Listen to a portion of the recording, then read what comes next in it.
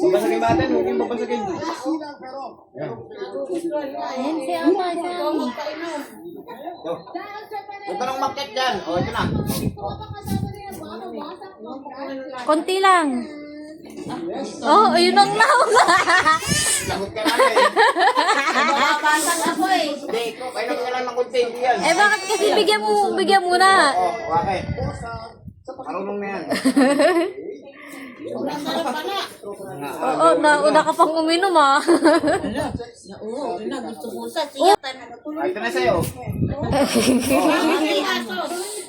Tiyan natin. Nakita niya kasi may yung ano eh. Tama na. Ayan pala. Yan. Papahawakan mo. Oo. Sabi na po, Ito talaga.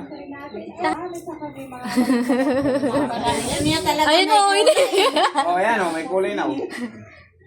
Hawakan. Kukunti nga naman. Hindi niya nahihigop. Yan. Dagdagan mo. Dagdagan mo kasi. Ayap. Hawakan mo. ayan, syempre, hindi ko kalimutan manood ng Netflix. Nangaagaw. Baka tumapo namin din sa ikan. Dito mo paupuin muna. Eh, ano, Oh, dyan. Straw. At may magkulitan din sina Royce Cabrera. Oh, straw. Straw. Kaya pagtsakat na ng huwag makitambay na dito lang sa... Eh?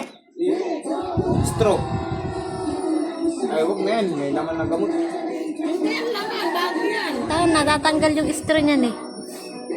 Ang gamitin mo na yun. Oh, Ano, baso may laman yan o. parang naman to. Ayun, ayun, ayun, ayun, ayun. Ang ganda ng straw mo. Babasagin. Babasagin pa yung straw mo. Ang ganda ng straw mo. Wow! Paupo na! Paupuin mo na! Upo, upo, upo!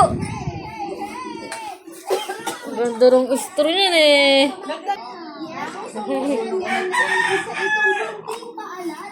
Na, ubos na agad.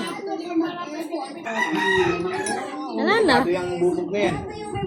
Tatapon niya yan. Baka itapon niya sa straw. Basag. Hindi, tatapon niya na yan pag naubos na. Yung baso. Wala nang masipsip. Nakatay ka dyan. Dito mo na nalagyan, ah. Ayaw nga niya. Gusto niya nakikita niya eh. Wala na. Napatay ka siya.